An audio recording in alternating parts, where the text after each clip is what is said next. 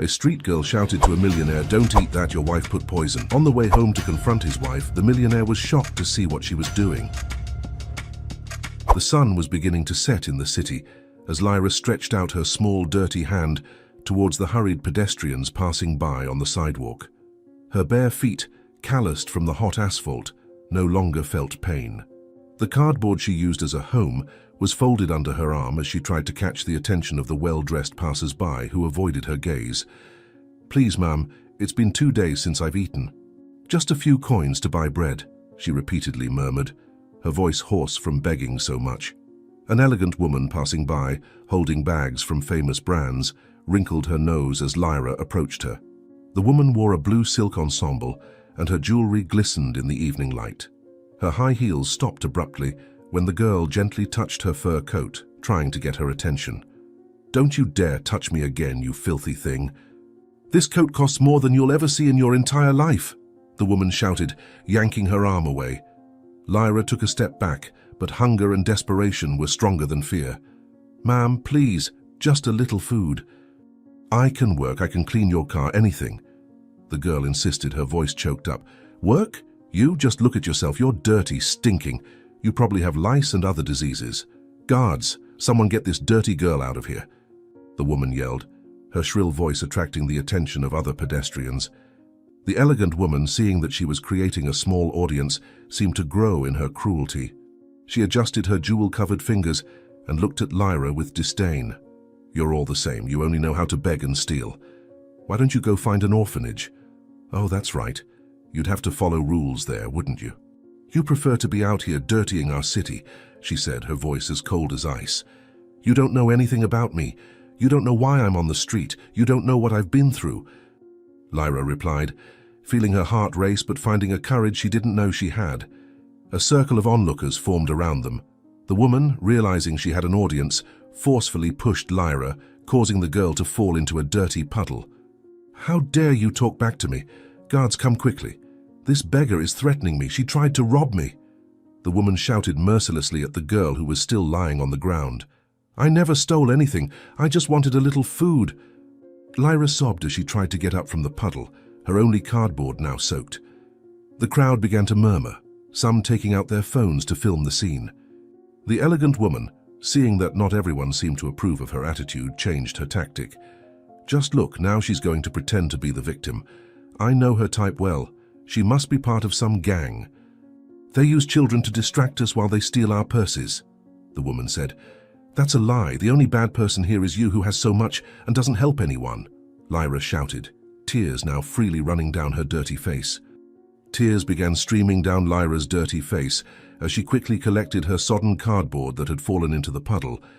Other pedestrians passed by, some laughing at the scene, others pretending nothing was happening.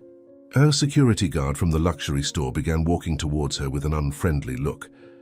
"Why do they treat us like this? I didn't choose to be born poor, I didn't choose to live on the streets," she thought, as she quickly got up to flee from the guard. Running through the dark alleys, Lyra searched for a safe place to spend the night. The cold wind cut through her tattered clothes, and her stomach ached with hunger. She passed a group of other street kids who called out to her, but she didn't stop. "I can't join them. They always end up stealing the little I manage to get," she muttered to herself, clutching the few coins she'd earned during the day in her pocket.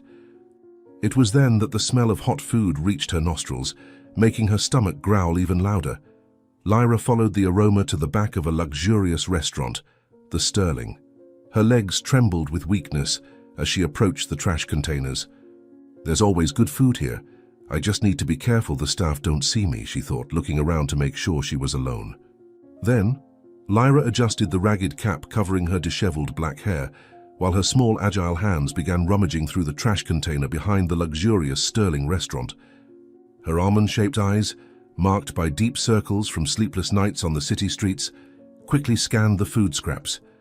The aroma of spices and grilled meat wafting out of the kitchen windows made her stomach growl, reminding her of her incessant hunger. Her trembling fingers found a piece of bread still packaged, almost intact. "If only people knew how much waste happens here. While out there so many people are hungry like me," she muttered to herself, tucking the bread into the torn pocket of her coat. The clatter of plates and cutlery caught her attention at the kitchen window, where the yellow light revealed the impeccable environment and staff in their crisp white uniforms. Lyra approached cautiously, her bare feet making no sound against the wet asphalt. Through the fogged glass, she could see the frantic movement of the cooks and waiters, all busy with their tasks. It's incredible how they look like ants working, each with their own job without even noticing what's happening around them, she thought, gently pressing her nose against the cold window. An elegant woman entered the kitchen, while the cooks and waiters were distracted, her red dress contrasting with the predominantly white environment. Lyra recognized Grace Vanderbilt, wife of the famous businessman Silas Vanderbilt, whose photo frequently graced the magazines the girl found on the streets. Grace walked with the confidence of someone who knew that space well, her high heels echoing on the marble floor. What would a woman as rich as her be doing inside this kitchen? People like her usually don't mingle with the employees, Lyra reflected, feeling a growing curiosity. The staff didn't notice Grace's presence, too focused on their work. The woman approached one of the counters, where an elaborate dish was being finalized. Lyra watched as she took something from inside her designer handbag, a small dark glass vial that glistened under the fluorescent light. It was undeniable that what was contained in that vial was something terrible. "Please, may someone look at her? May someone notice what's happening?" Lyra whispered, her heart starting to beat faster. With a quick and precise movement, taking advantage of the waiter's distraction as he talked to one of the cooks, Grace dropped a few drops of the dark liquid onto the dish. Her hands, covered in black lace gloves, did not tremble, demonstrating a calculated coldness that made Lyra shudder. "My God, she's poisoning the food. How can someone be so cruel?" the girl thought, feeling her blood run cold in her veins. The waiter turned his attention back to the dish, and Grace quickly put the vial back in her bag, maintaining a serene smile on her red-painted lips. Lyra watched in horror as the woman smiled, as if she were merely admiring the dish's presentation. "I need to do something. I can't let this happen," Lyra muttered to herself, her body trembling not only from the cold, but from fear and adrenaline.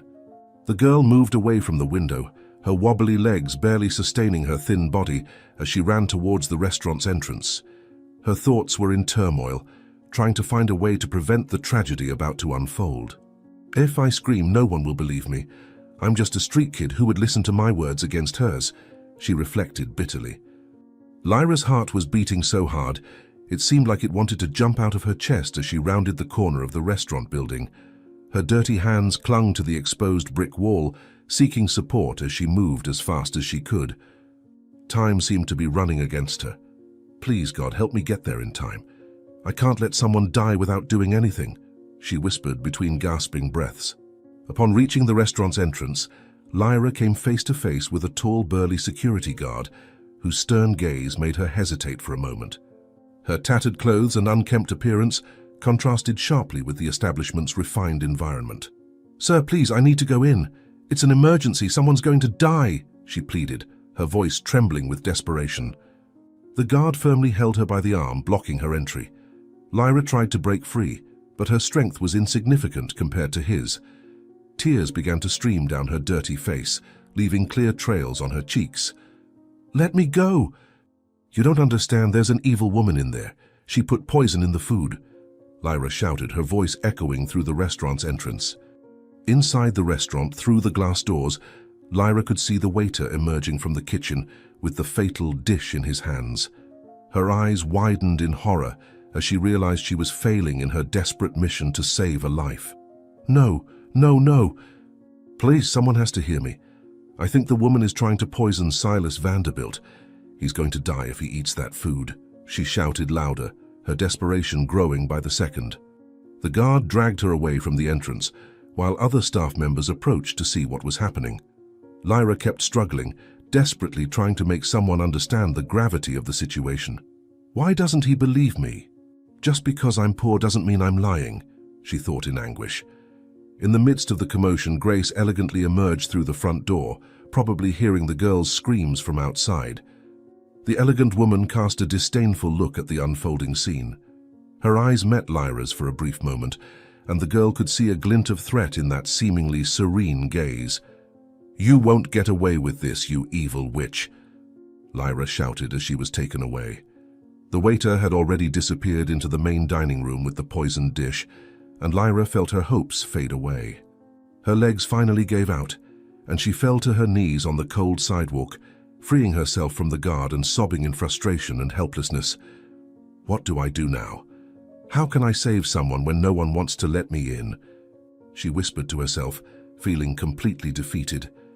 Through her tears, Lyra saw Grace enter her luxurious car, a satisfied smile playing on her red lips.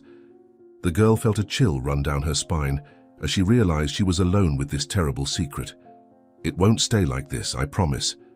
I'll find a way to prove the truth, even if it's the last thing I do, she vowed to herself, determination replacing despair in her voice.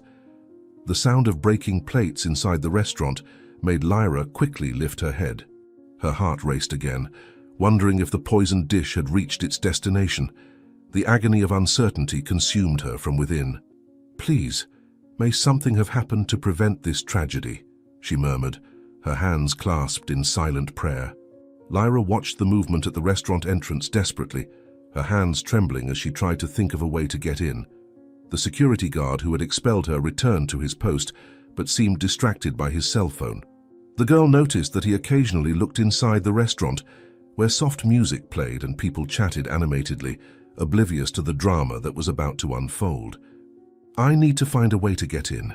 I can't let that man die because of that evil woman, she whispered to herself, studying every move of the security guard. A group of elegant customers approached the entrance, catching the guard's attention as he hurried to open the door for them. Lyra saw her opportunity. While the man greeted the newcomers, she could try to sneak behind them. Her heart was beating so hard it felt like it was going to explode. It's now or never. Please, God, help me save that man, she muttered, adjusting her tattered cap and preparing to run. The guard turned to attend another customer arriving in a shiny black Mercedes, and Lyra seized the crucial moment. Her eyes, accustomed to seeking gaps in the streets to survive, quickly identified the safest path. With the agility that only a street child possesses, developed after years of escaping danger, she swiftly slid through the entrance, her bare feet making no noise against the polished marble. Keeping low, she hid behind a sumptuous arrangement of white orchids in the lobby, her heart beating so hard she feared someone might hear it. Where is he? I need to find him before it's too late. Please, God, help me save him, she thought frantically, her wide eyes scanning the room as her hands trembled uncontrollably. The luxurious environment made her feel even smaller and more insignificant, with its immense crystal chandeliers shedding golden light on elegant tapestries and expensive artworks. The contrast between her reflection in the gilded mirror on the wall, a dirty girl in tattered clothes, and the opulence of the place made her stomach churn. Lyra could hear the tinkling of crystal glasses and the soft sound of silver cutlery against fine porcelain, mixed with polite conversations and contained laughter. Little do they know that a murder is about to take place right under their noses.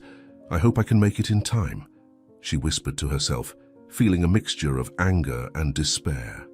The maitre d', a tall, slender man with a perfectly trimmed mustache, rushed past her, carrying a bottle of wine that probably cost more than she would ever see in her life. Lyra took advantage of his elongated shadow to move stealthily between the tables, like a small shadow herself.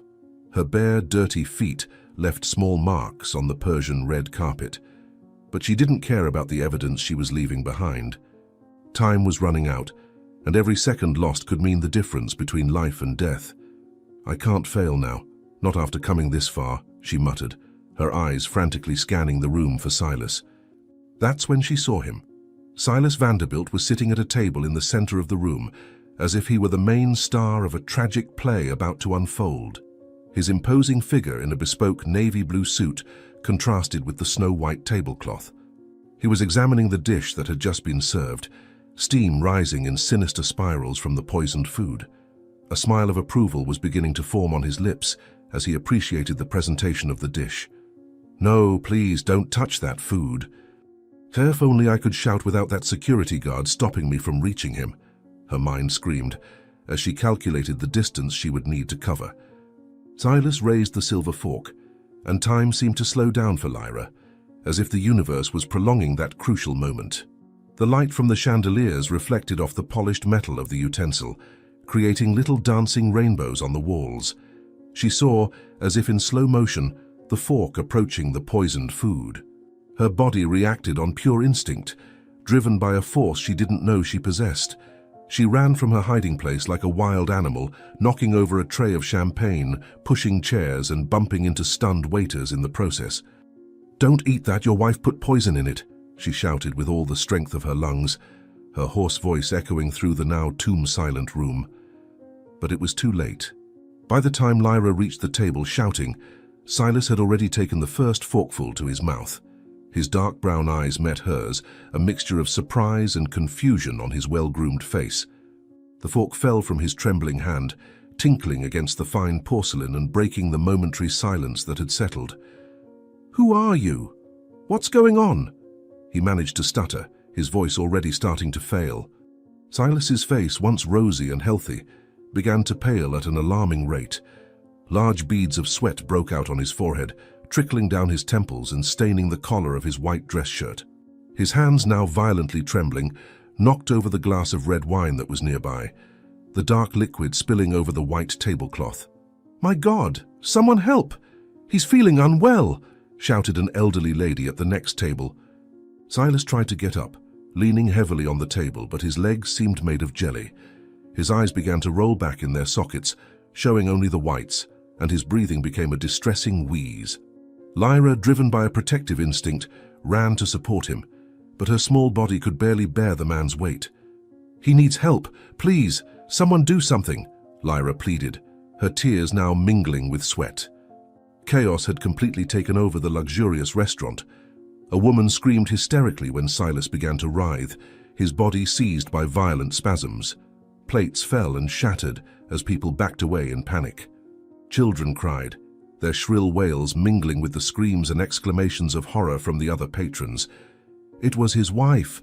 Grace put poison in the food.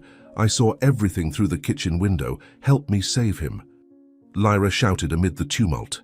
Silas's body began to convulse violently against the marble floor, where he had collapsed seconds earlier. His limbs thrashed with such force that no one could approach him. Lyra, desperate, tried to protect his head from hitting the ground. "Don't die, please don't die. I tried to warn you, I swear I tried," the girl sobbed. Silas's face was turning increasingly purplish hues as his body twisted violently on the floor. A young waiter ran over with a glass of water, his hands shaking so much that half the liquid spilled before reaching them. "Water! We have to make him drink water!" the desperate waiter shouted, trying to approach the convulsing man. "No, don't give him water! He could drown!" Lyra yelled, pushing the glass away with a strength she didn't know she had. "We need to turn him on his side. He needs to breathe." Two other waiters tried to approach with wet napkins, but backed away in fright when Silas had a particularly violent spasm, knocking over another nearby table. The sound of shattering plates echoed through the room, mingling with the screams of terror from the patrons. "Hold that criminal here until the police arrive," the maitre d' ordered, his usually composed face now contorted with rage and fear. Lyra watched, powerless and desperate, as Silas's body continued to thrash on the marble floor. Her small hands, now trapped by the enormous hands of the security guard, could no longer help. Fat tears streamed down her dirty face as she saw the man she had tried to save fighting for his life. "Please, believe me, the guilty one will get away. It was Grace, she planned all of this." Her voice, already hoarse from shouting, could barely be heard amid the chaos.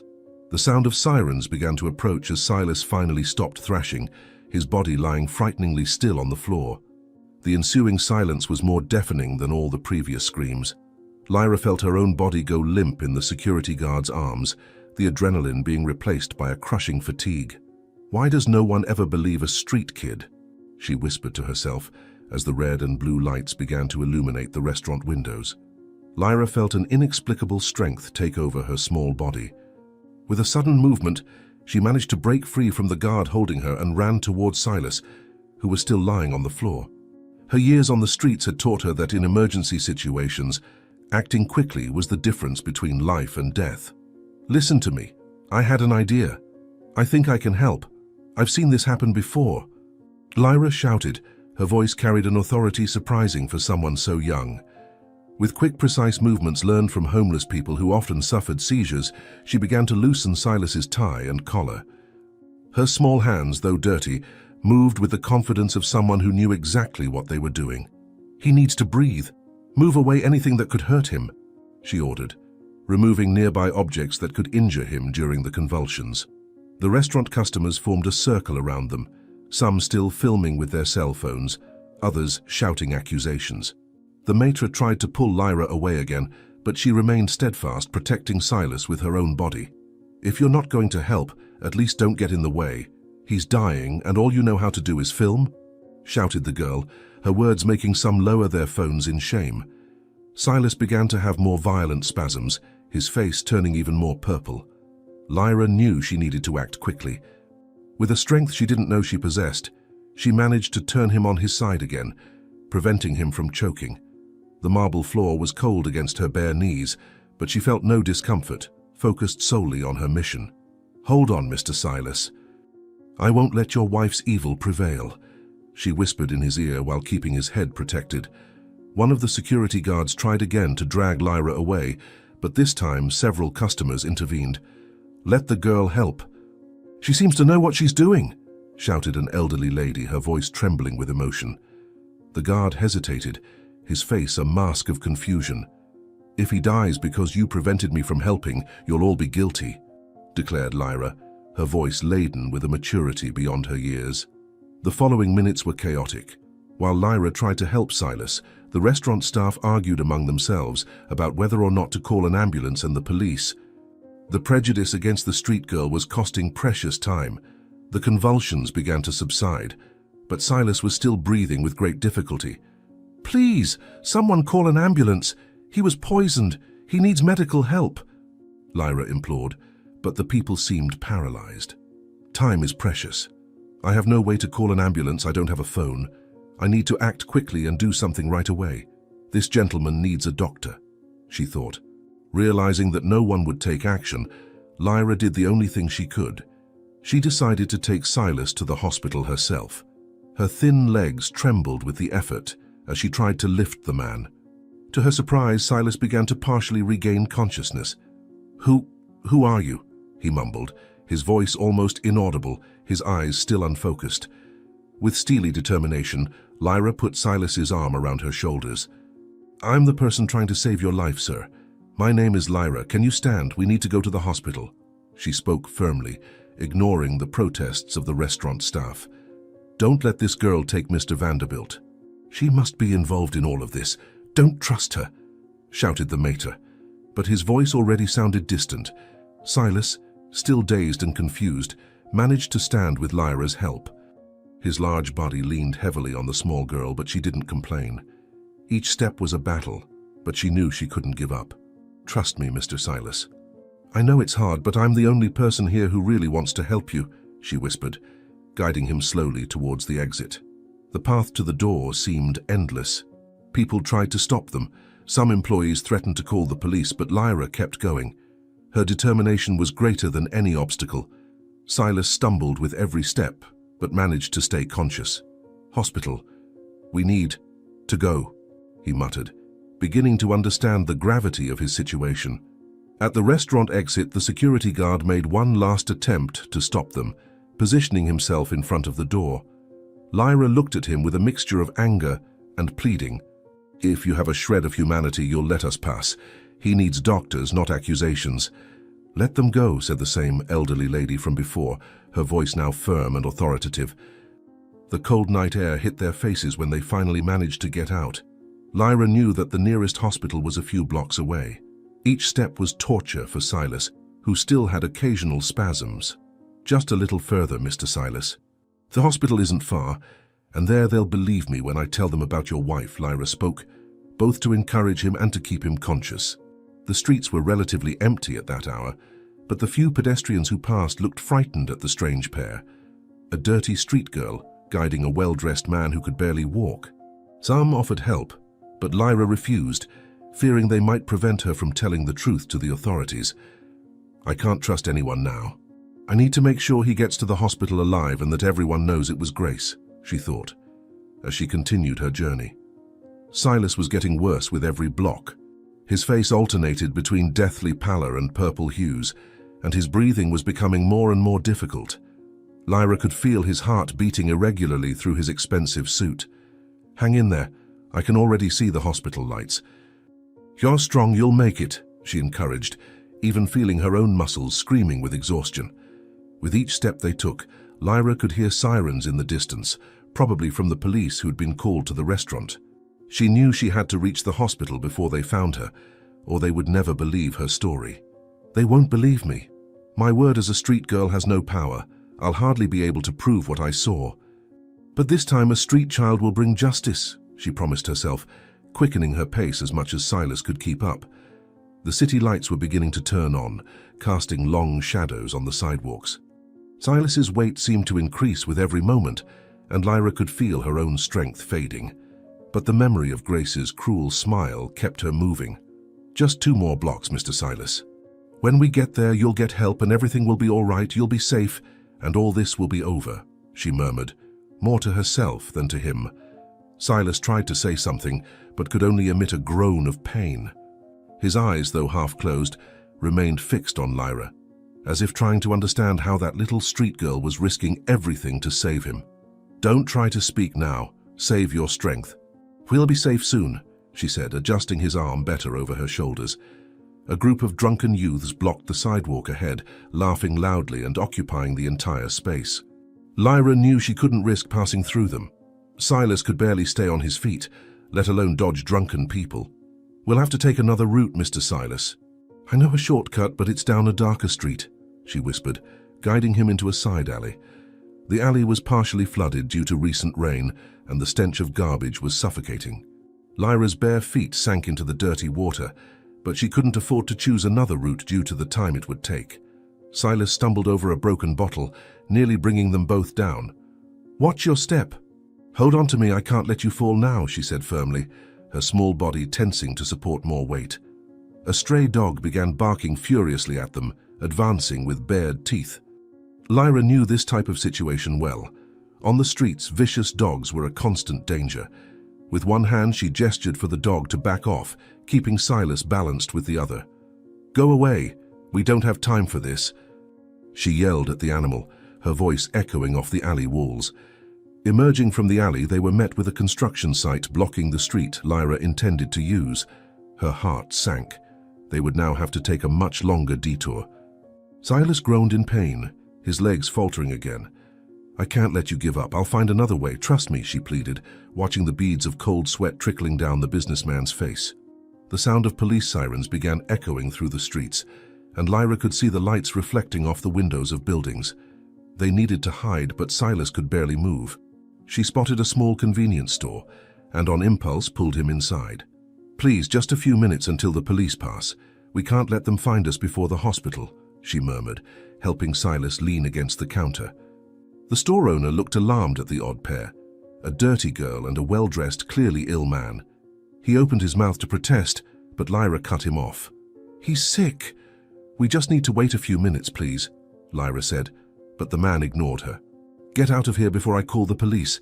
I don't want any trouble in my store," he responded, already reaching for the phone. Forced outside, they found the street now crowded with people leaving work. Each jostle made Silas groan in pain, and Lyra had to struggle to keep him upright. A woman stopped to help, but upon seeing his condition, began asking too many questions. "We don't have time for explanations. He needs to get to the hospital now." Lyra cut her off, pulling Silas away from the well-meaning woman. A police car slowly drove past them, and Lyra felt her heart stop. She quickly guided Silas behind a newspaper stand, praying they wouldn't be seen, and she wouldn't be arrested for something she didn't do. The newspaper vendor eyed them suspiciously, but something in Lyra's determined eyes made him remain silent. "If they find us now, they'll arrest me and he'll die. I can't let that happen," she thought, holding her breath until the patrol car passed. Silas did his best to help, even in his near catatonic state. He walked with difficulty, leaning on the girl as little as possible while she bravely assisted him. He tried to say something, likely an attempt at gratitude, but only managed an inaudible sound. "You don't need to try thanking me. I would do this for anyone who needed help. I learned on the streets that we should help everyone, maybe because I myself need the help of kind people I meet along the way, she said, as much to distract him as herself. The lights of the hospital were already visible in the distance, like a beacon of hope in the dark night. Lyra could feel Silas was reaching his limit, his body growing heavier against hers. "Almost there, Mr. Silas. Don't give up now, we've been through so much," she implored, feeling her own legs tremble with exhaustion. The final meters to the hospital entrance seemed endless. Lyra could feel every muscle in her small body protesting under Silas's weight, as he could now barely move his legs. Through the glass doors, she could see the chaos inside the emergency room. Gurneys lining the hallways, people moaning in pain, staff rushing back and forth. "Please, let someone be able to help us." "He can't wait much longer," she whispered to herself, feeling Silas grow heavier with each step. As they entered the lobby, they were met with a stifling, tense environment. The emergency room was packed. The security guard, a tall, burly man, immediately started walking toward them, his expression hardening as he took in Lyra's bedraggled state. "This is no place for beggars. Go beg for change somewhere else," he bellowed, completely ignoring Silas's dire condition. Silas chose that moment to have another violent spasm, nearly bringing them both crashing to the floor. His face had now taken on an alarming purple hue. Lyra struggled to keep him upright. "He was poisoned! Please, he needs help now, it's an emergency!" she yelled, her voice echoing through the chaotic lobby. The receptionist, a middle-aged woman with deep, dark circles, didn't even lift her eyes from her computer screen. "Take a number and wait. All the doctors are busy with a multiple emergency from a highway accident." "Can't you see he's dying? It's an emergency, he was poisoned," Lyra insisted, desperate. The second security guard approached, increasing the tension in the air. Silas began having more violent seizures, his heavy body slipping from Lyra's frail arms. The girl tried desperately to keep him upright, her legs trembling with the effort. "You're not understanding. His wife put poison in his food. At the Sterling restaurant, please look at him," Lyra pleaded, tears of frustration streaming down her dirty face. An elderly gentleman in the waiting room began feeling unwell upon seeing Silas's state, causing even more chaos. Several staff members ran to attend to him, completely ignoring Silas, probably judging him by Lyra's appearance, who felt despair growing in her chest as the security guards began to approach with threatening expressions. "If you don't leave now, we'll have to use force," warned the first security guard, cracking his knuckles in an intimidating manner. Silas tried to say something, but only a guttural sound came out of his throat. His whole body was shaking now, and Lyra could feel the feverish heat emanating through his expensive suit. The people around them moved away, forming an empty circle around them. "He's getting worse, can't you see that? His temperature is rising too high," the girl shouted, her voice hoarse with fear and fatigue. One of the security guards grabbed Lyra's arm, trying to separate her from Silas. In the process, the businessman staggered dangerously, slamming against the wall with a dull thud. His face, already pale, took on an even more alarming pallor. "Let me go! You're going to kill him if you keep doing this!" Lyra yelled, struggling against the security guard's tight grip. A young nurse rushed past carrying IV bags. Lyra tried to get her attention, but she just shook her head, muttering something about the highway accident having taken the entire team. Silas slipped further down, now practically sitting on the hospital's cold floor. "Why doesn't anyone believe me and help? Is it because of how I look? Don't let the worst happen to him because of me, please," Lyra screamed, her voice failing from shouting so much. Sweat poured down Silas's forehead in large drops, and his eyes began to roll back. Lyra could feel the spasms becoming more violent, more frequent. "He's bleeding! Oh my God, he's bleeding!" Panic was evident in the girl's voice as she tried to wipe the blood with her tattered sleeve. It was at this moment that an older nurse emerged from one of the corridors, carrying a stack of medical records. Her experienced eyes took in the scene, lingering first on Silas and then on Lyra. The change in her expression was instantaneous. "Blessed Virgin, this is Silas Vanderbilt, the businessman," she exclaimed, dropping the medical records on the floor with a thud. The older nurse's eyes widened in recognition of Silas, dropping the medical records to the floor. "My God, it's Silas Vanderbilt. Call the doctor immediately," she shouted, running to examine the patient but keeping a suspicious look towards Lyra. "Don't let that girl leave. She must have something to do with his condition," she ordered the security guards, who tightened their grip on the child's arms even more. Silas began having an even more violent seizure, his entire body shaking against the hospital's cold floor. The nurse shouted orders as other staff rushed in with equipment. Lyra tried to explain, but her voice was drowned out by the commotion. "He was poisoned. I tried to help him. He got a little better, but he's getting worse again," Lyra explained, but most of the staff ignored her completely. A heart monitor was rushed in and the sound of Silas's irregular heartbeats filled the air. Lyra watched helplessly as the nurses worked, connecting electrodes and checking vital signs. No one even looked in her direction. "The heartbeats are getting weaker. Where's the doctor?" one of the nurses shouted, her hands moving quickly over Silas's body. The businessman began exhibiting even more alarming symptoms. His skin took on a bluish hue, and his breathing became shallower by the minute. The security guards kept holding Lyra, who struggled desperately. "He's going to die if you don't act fast. The poison was dark, I saw when they put it in." Her words were lost in the chaos of the emergency room. The doctor finally arrived, running down the hallway. Upon seeing Silas, he immediately began shouting orders. "Emergency room 3 now. This case looks like poisoning, so call the police. We need to know what happened to him," the doctor said, assessing the patient. "The police have already been called, doctor. This girl was with him. She probably has something to do with it," one of the security guards replied. Lyra felt her heart sink when she heard sirens approaching. She knew no one would believe her story. That her word was worthless, she was a beggar. They would never believe Grace Vanderbilt could be capable of such wickedness against her husband, especially with the power she had. Silas was being rushed down the hallway, and Lyra could do nothing. "If he dies, it's your fault for not listening to me," she shouted, tears of anger and frustration streaming down her dirty face. The sound of the machines began to grow more frantic, and Lyra could hear the doctor's alarmed voices as they took Silas away. Another violent seizure shook his body on the gurney, and the doctors ran alongside him. "Blood pressure plummeting. We need immediate treatment," the doctor's voice echoed down the hallway. The doors of the emergency room opened again, and several police officers entered. Lyra panicked, feeling her heart racing in her chest. One of the officers immediately pointed at her. "This beggar brought a poisoned millionaire to the emergency room. She probably did something against him," the security guard said and turned to Lyra. "Now you won't escape, you little brat," he finished, tightening his grip on her arm even more. Silas's body disappeared behind the emergency room doors, leaving Lyra alone in the lobby, surrounded by accusing looks. The sound of medical equipment was replaced by the jingling of handcuffs.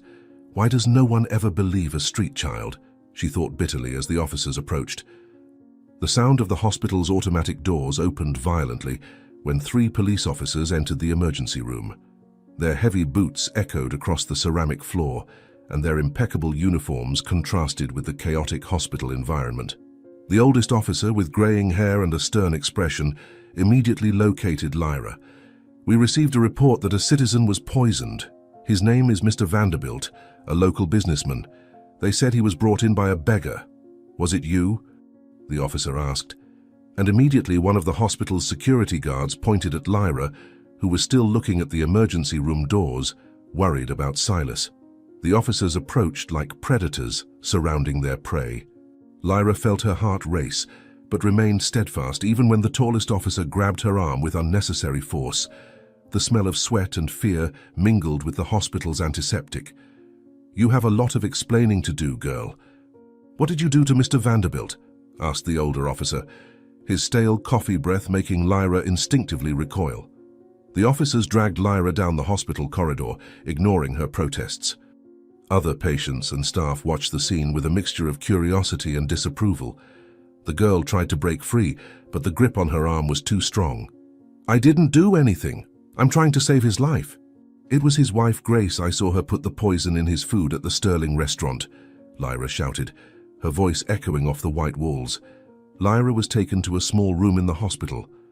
Then the officers shoved Lyra into a hard plastic chair, while the older officer pulled up another chair to sit across from her.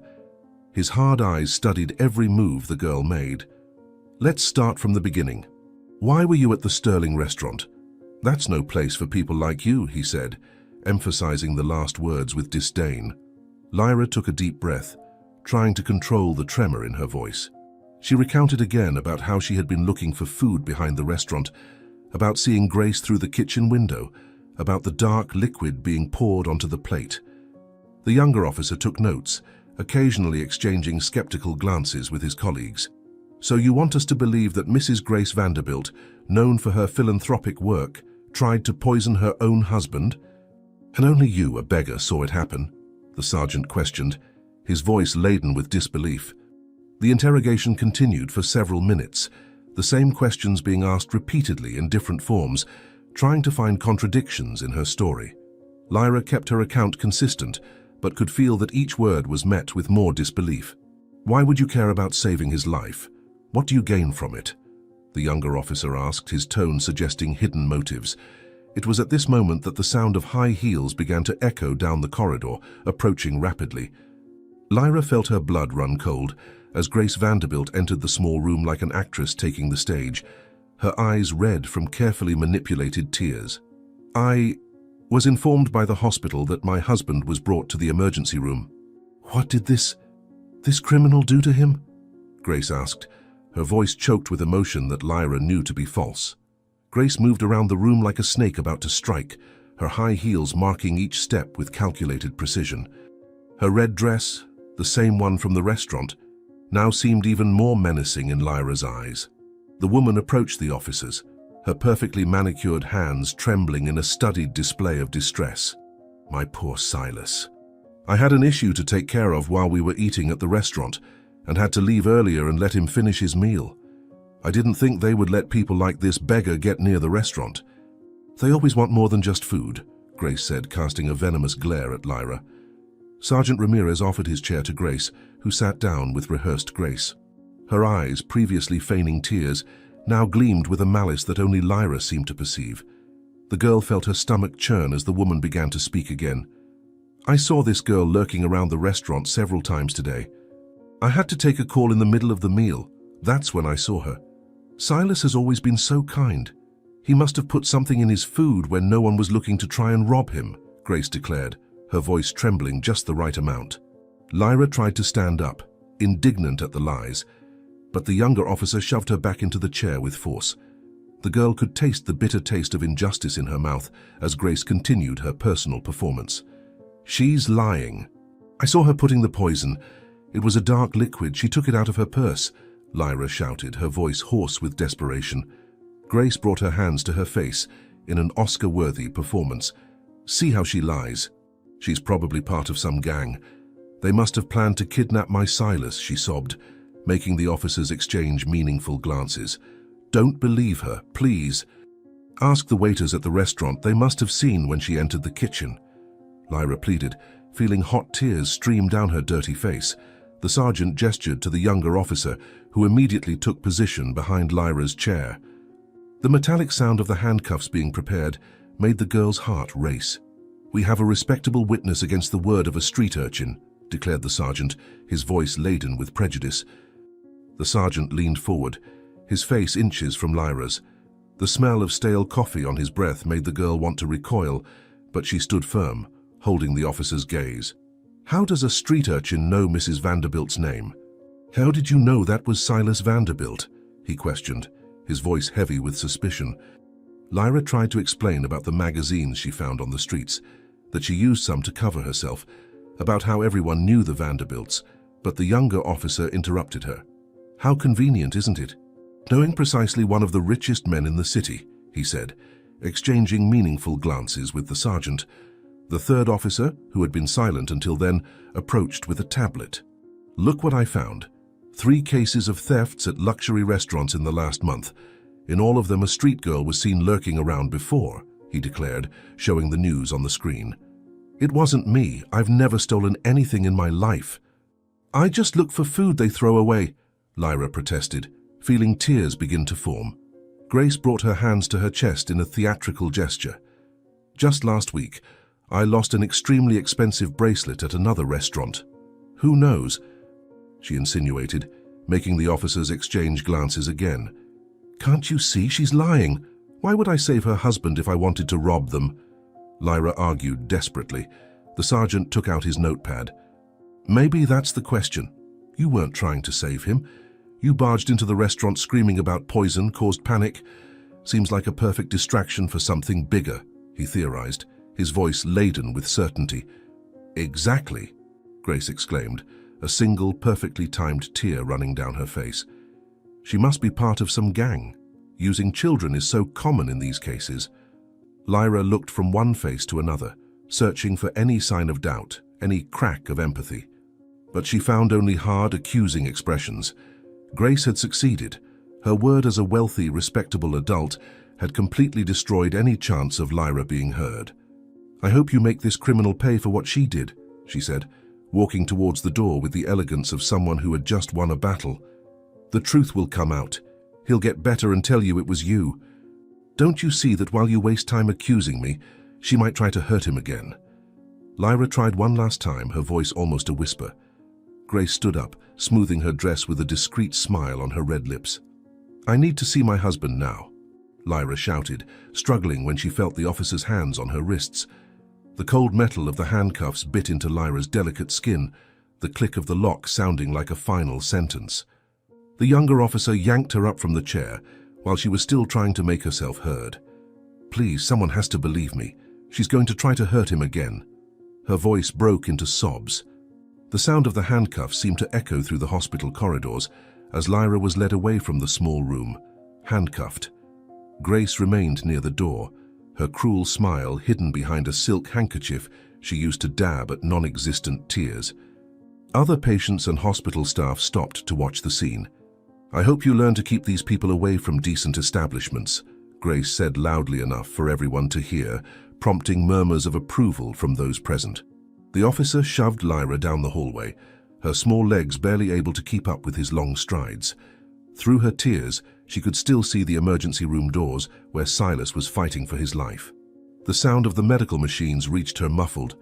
You won't be able to hurt him again. When he wakes up, he'll tell the truth, Lyra shouted to Grace, who was already making her way to the emergency wing with her elegant gait. A commotion at the emergency room doors caught everyone's attention. The medical team was rushing back and forth, and the machines started beeping more intensely. Lyra felt her heart sink as she heard the doctor's shouts for more medication. No, I need to stay. He might be getting worse, please. The girl begged, trying to break free, but the handcuffs only hurt her wrists more. Grace seized the moment for her final performance. She ran towards the emergency room, her high heels echoing dramatically down the hallway. Save my husband. Don't let this criminal take another innocent life, she cried out, eliciting gasps of compassion from those present.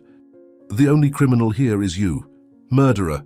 Liar, Lyra shouted, now being dragged away by two officers.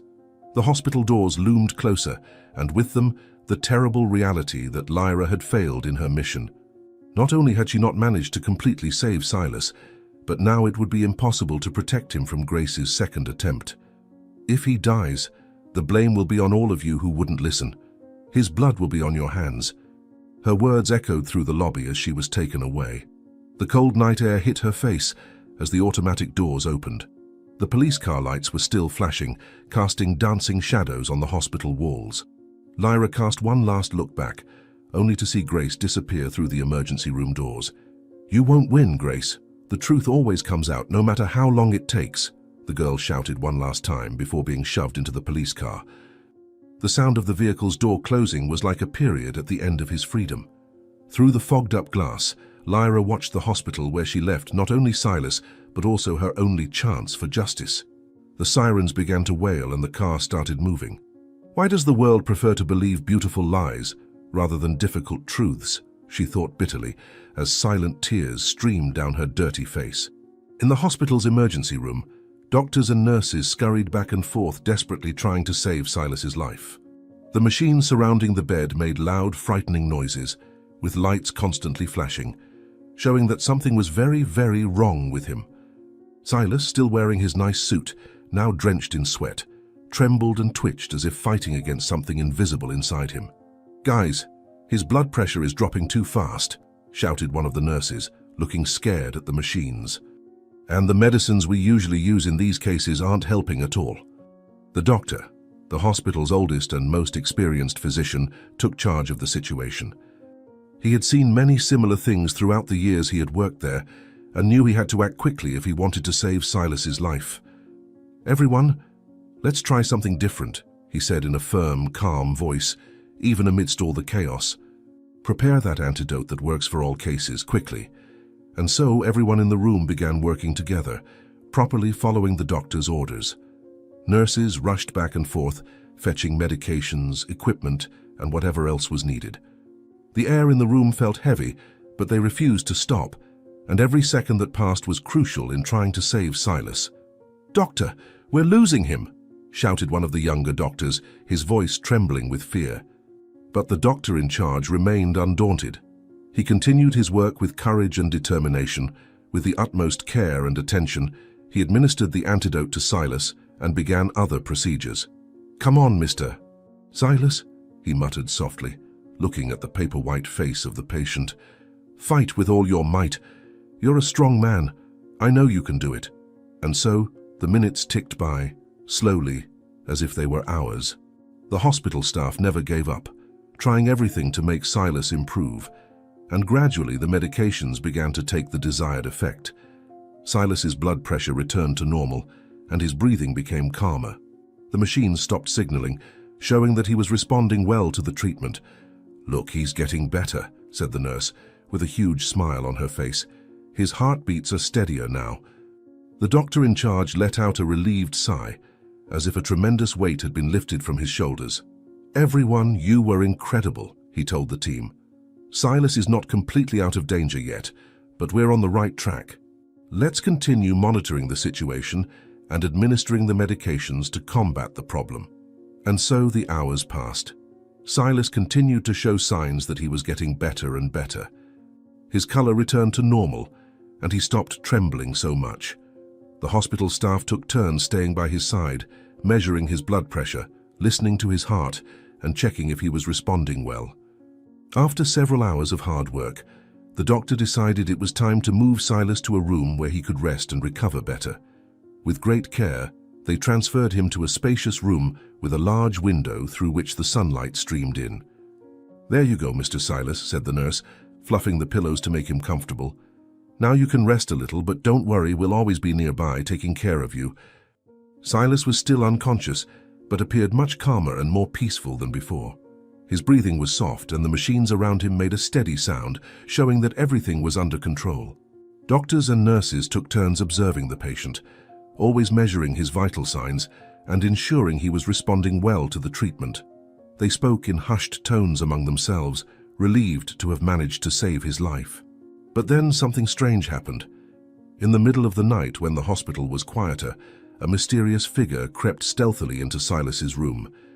It was his wife, dressed in a black overcoat and with a cold, calculating look, waiting for the right moment to act. Grace approached the bed, observing Silas with a malicious smile on her lips. "Well, well, dear, you're more resilient than I imagined," she whispered, running her fingers across her husband's pale face. "But don't worry, I'm patient. I can wait as long as it takes." The woman then took a small vial from her pocket, containing a dark, viscous liquid inside. She carefully opened it, catching a whiff of the strong, acrid smell emanating from it. "You know, dear, I've been thinking, perhaps what I did before wasn't enough. Maybe you need an extra dose to, how can I put it, depart." With a cruel smile, she leaned over Silas, holding the vial close to his face.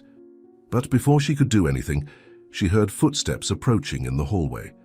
Quickly, she slipped the vial back into her pocket and stepped away from the bed, feigning concern. "Oh, doctor, I'm so glad you arrived," she said to the physician entering the room. "I was so worried about my husband. Is he going to be okay?" The doctor looked at the woman with a distrustful expression, but soon turned her attention back to Silas. "We are doing everything possible, ma'am. Your husband is a fighter. He is reacting well to the treatment, but he still needs a lot of rest and care." The woman nodded, pretending to be relieved. Of course. I understand. I will do whatever is necessary to help with his recovery. After all, that's what marriages are for, isn't it? In sickness and in health." The doctor agreed, without taking her eyes off Silas. There was something about that woman that bothered her, but she didn't quite know what. "Well, ma'am, if you'll excuse me, I need to examine your husband now. You can wait outside. I'll bring news soon." With a forced smile, Grace said goodbye and left the room, not without first casting one last look at Silas. A look full of hatred, anger, and a frightening determination. In the hallway, she walked with long strides, already planning her next move. Silas may have survived this time, but she wouldn't give up so easily. After all, she had a plan, and nothing and no one would stand in her way. With a somber smile on her lips, the woman disappeared into the darkness of the night, leaving behind a sleeping and vulnerable Silas, unaware of the danger that lurked around him, the danger that came from the one he least expected, from the one who should love and protect him. Meanwhile, Silas slept, oblivious to everything that was happening around him. He dreamed of better days, of a life full of love and happiness, unaware that evil lurked in the shadows, waiting for the right moment to strike. But Silas was strong, much stronger than anyone imagined, and he would fight, he would survive no matter what happened, because he had a reason to live, a light that guided him even in the darkest moments. Lyra remained seated in the chair, the handcuffs tight on her thin wrists as she looked at the floor. The interrogation room was cold, not only in temperature, but also with the icy gaze of the detective in front of her. His words still echoed in her mind. "If Silas dies, you'll be charged with murder." That phrase seemed a final blow to her hopes, an early conviction for a girl who only wanted to help. She bit her lip, trying to contain the tears that insisted on falling. Her throat burned from so much effort to remain calm. The detective watched her with an expression of weariness and disdain, as if he had already made up his mind. To him, she was just another street kid trying to get away with something. No one would defend her. No one would believe her story. "They've already decided I'm guilty, even without proof," Lyra thought, her heart aching. The sound of the detective's nails drumming on the table broke the silence. He looked at her, his eyes hard, as if he were trying to wring some confession from her lips. "You know your story doesn't make sense, don't you?" A street girl, no witnesses, no proof, accusing a woman like Grace Vanderbilt of poisoning her own husband? He shook his head in disbelief. "Do you have any idea who you're dealing with?" Lyra raised her gaze, her eyes red from crying so much. She knew exactly who she was dealing with. She knew Grace was powerful, influential, and had the whole world on her side. But that doesn't change the truth. "I saw what I saw. I'm not lying," Lyra said, her voice softer than before, but firm. The detective snorted, getting up from his chair and walking around the room. "You think anyone will believe you, girl? They'll crush you. Grace has lawyers, power, influence, and you, what do you have? Nothing. Just your word against hers." The detective's words were as sharp as knives, cutting off any last shred of hope Lyra had left. "I have nothing, but I have the truth," she replied, her voice faltering. "No matter how hard she tries to hide it, the truth always comes out. And I won't stop saying what I saw." The detective stopped walking, turning to her with an exasperated expression. "Let's pretend I believe your story. You really believe that, don't you? That the truth always prevails? That a street girl can beat someone like Grace Vanderbilt?" He laughed, a dry, humorless sound. "This world is not a fairy tale, girl. In the real world, whoever has the power wins. And in your case, you've already lost." Lyra felt a pang in her chest. She knew he was partly right. The world wasn't fair, and she was in a position where any mistake would be devastating. But at the same time, she knew she couldn't give up. Silas is alive. "For now," she repeated in her mind. That was all that mattered now. He was alive, and maybe he could tell what happened. Maybe he could confirm her story. "If he wakes up," Lyra began, her voice softer. "If he wakes up and tells what happened, you'll see I'm telling the truth. He knows, he'll remember. I didn't go near his plate at any time." The detective shook his head again, as if he were dealing with a child who didn't understand the gravity of the situation. "If he wakes up. You're betting your whole life on an if, girl. And if he doesn't wake up, what will you do? Say it was all a misunderstanding?" Lyra clenched her fists tightly. "He will wake up. He needs to wake up." There was more determination in her voice than she expected. "If I give up now, she wins, and Silas dies without anyone knowing the truth." The deputy sighed and approached the table again, sitting down and crossing his arms. "And what do you think is going to happen, huh? Are we going to arrest Grace because of what a street kid said? You think that's really going to happen?" Lyra was silent for a moment, struggling against the overwhelming feeling of helplessness. She knew that deep down the odds were against her. She knew Grace was a powerful woman, someone who could easily manipulate the situation in her favor. But she also knew giving up was not an option. "I'm going to keep fighting, no matter what happens.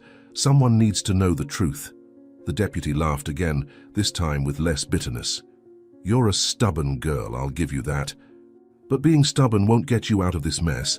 If Silas doesn't wake up, there's nothing you can do, and if he does wake up, well, who's to say he'll support you?" That was the question that had been haunting Lyra from the start.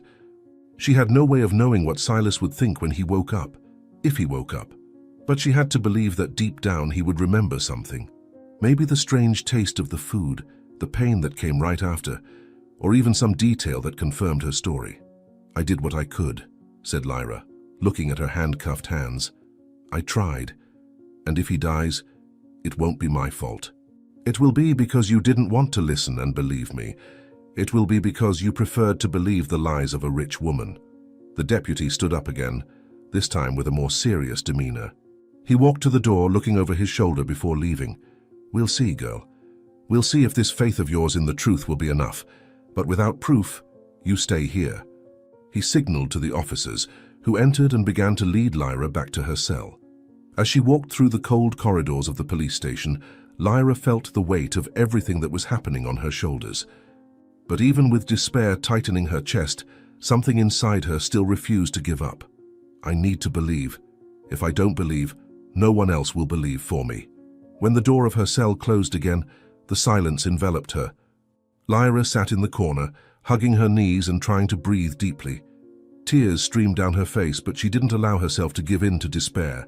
What was at stake was bigger than her, bigger than her pain. Silas's life depended on the truth, and she wouldn't give up.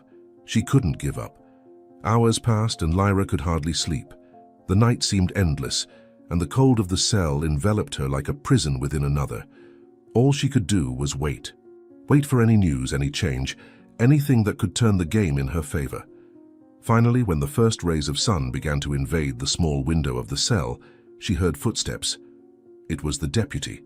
He stopped in front of the cell, his face still serious, but there was something different in his eyes. "We were informed by the hospital that Silas woke up," he said, his voice grave. Lyra felt her heart stop for a moment, unable to believe what she had just heard. He woke up." The deputy nodded, but his expression remained stern.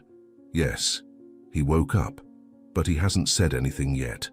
He's weak and his situation isn't good, but he's still alive." The relief Lyra felt was instant, even though the situation wasn't the best. Silas was alive. He still had a chance, but the deputy's look reminded her that the fight was far from over. "We'll see what he has to say. Until then, you're still locked up here. Don't think this changes things, girl. Not until we know the truth." Lyra nodded, her heart pounding. "I know, but he'll tell. He'll tell the truth. He has to tell," she said, trying to keep hope alive. The deputy walked away and the cell door closed again, but this time Lyra felt something different, a small flame of hope. Silas was alive, and as long as he was, there was a chance that everything could change. She leaned back against the cold wall, exhausted, but with a small smile on her lips. Days later, Silas slowly woke up, as if emerging from a dense and confusing dream. The hospital room was silent, except for the rhythmic sound of the machines around him. His body felt heavy, as if every muscle was refusing to obey. He blinked a few times, trying to adjust his eyes to the soft light coming through the window. He felt disoriented, not quite sure how much time had passed since the last moment he remembered. "I'm alive?" he thought as he tried to move his hand. A slight shudder ran through his fingers, but the movement was almost imperceptible. The air in the room seemed dense, and the smell of disinfectant mixed with the faint hum of the machines made him feel even more vulnerable. He knew something serious had happened, but his mind was foggy and his memories were hazy. What happened to me?" The door to the room opened slowly and 2 doctors entered, followed by a nurse adjusting the clipboards in her hands. They looked serious, professional, but Silas noticed the look of caution on their faces. "Mr. Vanderbilt," one of the doctors began, his voice low as if he were trying to measure his words.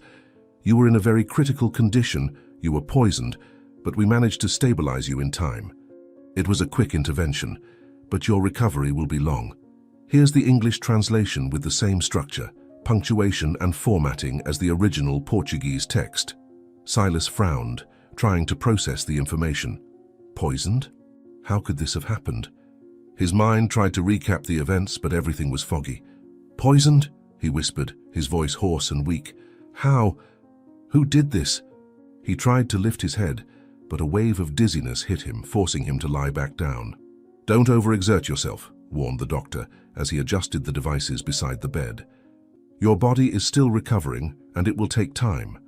What they gave you caused severe damage, but fortunately your response to the treatment was positive. You were close to not surviving, but now you're out of danger." Silas closed his eyes for a moment, trying to remember anything that could explain what had happened. "I was at the restaurant, eating, and then suddenly I felt a terrible pain. And everything became chaos. I don't remember much of what happened after that." He opened his eyes, staring at the ceiling. "I remember a girl. She tried to help me. I think she made me walk with her to the hospital." "Where is she?" "The girl. She was there." The doctors exchanged brief glances but did not answer immediately. The nurse adjusted the clipboard, avoiding Silas's gaze. Finally, the older doctor spoke. "We have no information about the girl. I wasn't on duty the day you arrived, but the person listed here as a visitor was only your wife." Silas tried to force his mind to work, but everything was confused. The pain, the chaos, and that girl. He was sure there was a girl there who had tried to help him. "She was there, I know she was. She shouted something, I'm sure she tried to save me. You need to find her," he insisted, but his voice sounded desperate. "Mr. Vanderbilt," said the doctor, with the patience of someone already used to dealing with patients in shock, "your priority now is to rest and regain your strength. Your mind is still processing what happened, and there may be confusion." Silas bit his lip, feeling a growing discomfort in his chest. "But she was there. I remember," he repeated, although his voice was losing strength. "She shouted. She said something. She knew something was wrong." The doctors, realizing that Silas was not ready to accept that, decided to end the conversation. "We will continue monitoring your recovery," said the doctor, signaling for the nurse to adjust the medications. "So you're still weak. You suffered both physically and psychologically, and there may be lapses in your memory. Resting is the best thing you can do right now." When the doctors left, Silas was alone again, staring at the ceiling. His mind was spinning with unanswered questions. He knew there was more to that story. Something terrible had happened, and he felt that someone was trying to hide the truth. "I'm not confused. I remember. The girl. Who was she?" Silas's recovery was slow and painful. Every movement seemed to require tremendous effort, and dizziness struck him whenever he tried to get up. Still, he was determined to leave that hospital as soon as possible. He felt vulnerable there, as if something was about to happen.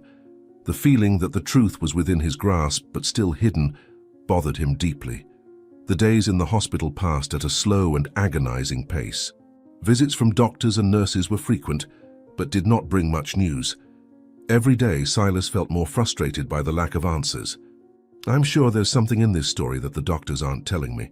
I can see they're trying to keep me in the dark about what really happened," he thought, as he tried to piece together what had occurred. He began to ask more direct questions, especially about what they had discovered about whatever had been put in his food. "What do you know about what was put in my food?" he asked one of the doctors making his morning rounds. "Has anyone been arrested yet?" The doctor, hesitant, answered cautiously. "We don't know, Mr. Vanderbilt. I believe there must be a police investigation, but we have no information from the police. All we know is that what was put in your food is something extremely rare."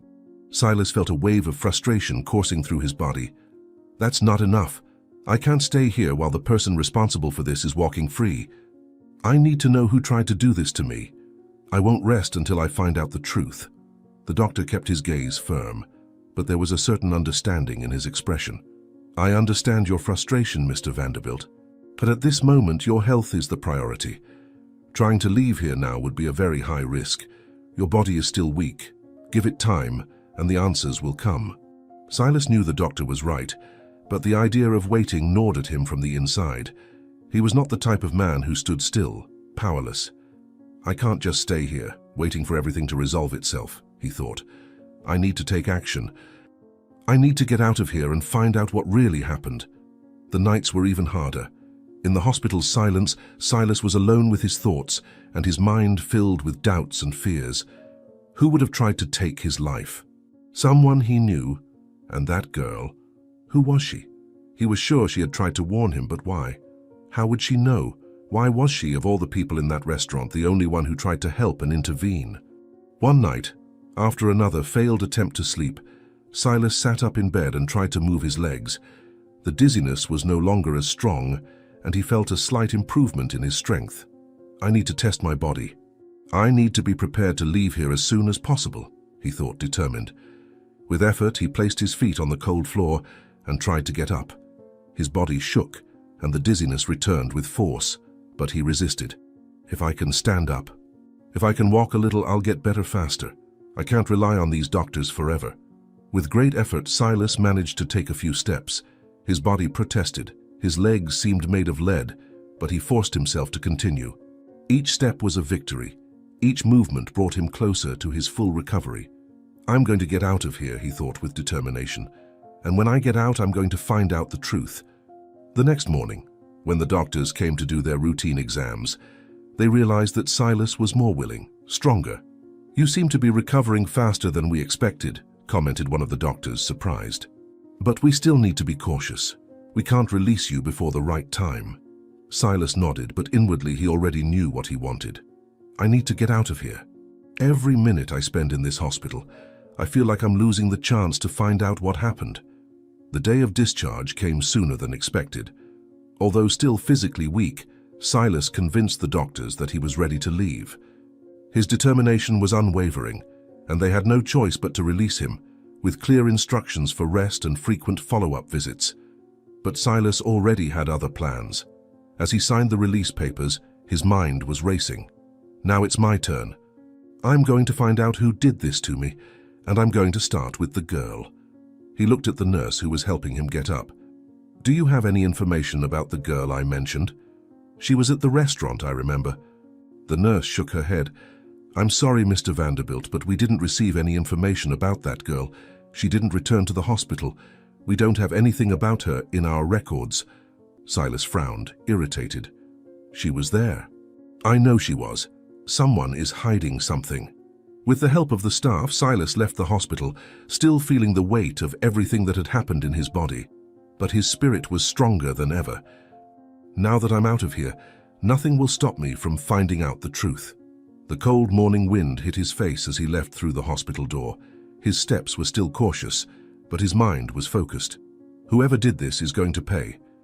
And I'm going to find the girl who tried to save me. She's the key to everything. The journey back to the Vanderbilt mansion was silent, but Silas's mind was in a whirlwind.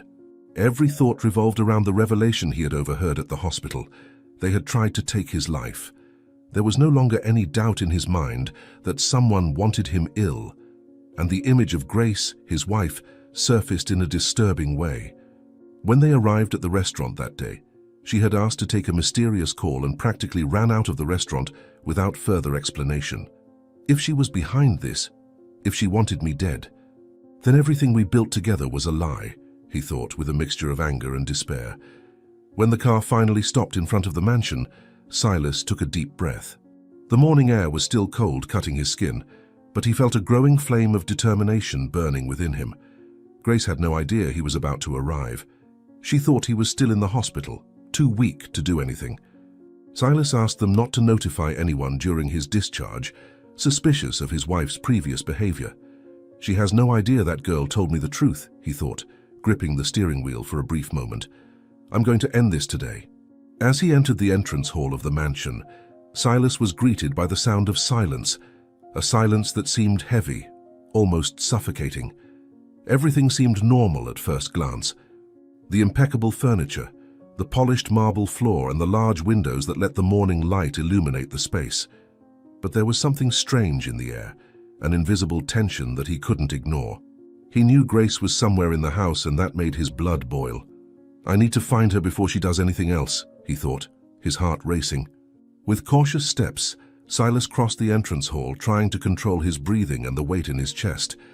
He knew he couldn't just confront her without proof. He needed something concrete, something that would confirm what he already suspected. That's when he heard it. A muffled voice came from the office. It was Grace, speaking on the phone. Silas stopped immediately, feeling his body tense up. She's talking to someone, he realized, approaching silently the half-open door.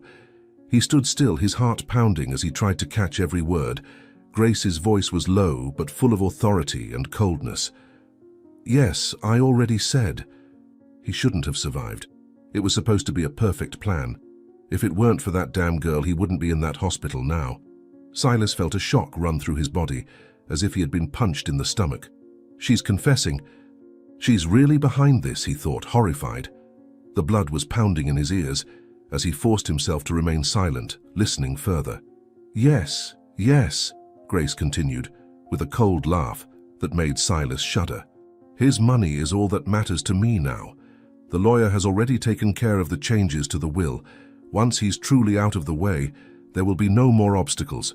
No one will suspect me, and it will all be mine.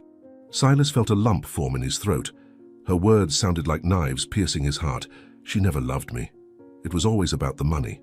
The pain was almost unbearable, but he knew he couldn't let himself be overwhelmed by despair. He needed to act coldly.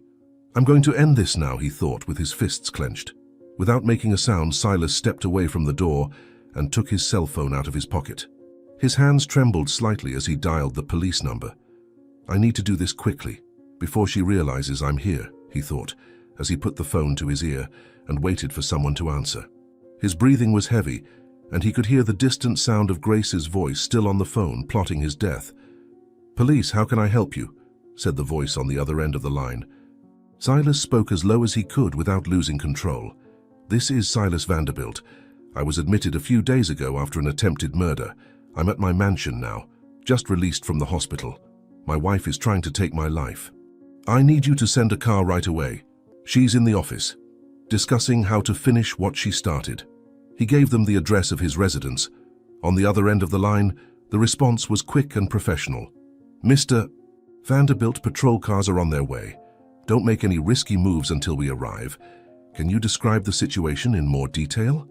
Silas, still with his back to the office door, tried to maintain control. She's on the phone right now.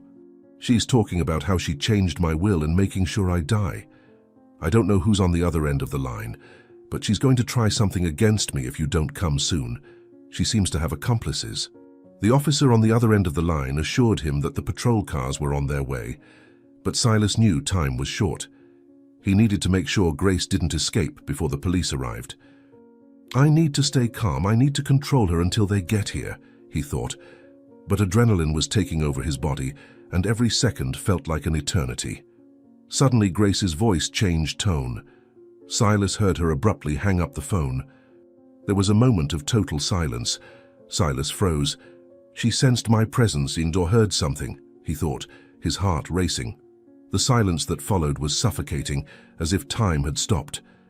Grace was just a few meters away, and Silas knew she had noticed something. Then suddenly the sound of hurried footsteps echoed down the hallway. Grace was fleeing. Silas felt his blood run cold, and without a second thought, turned to follow her. Grace, he shouted, his voice hoarse with emotion and anger. He saw her silhouette disappear toward the back of the mansion, moving with an agility he didn't expect.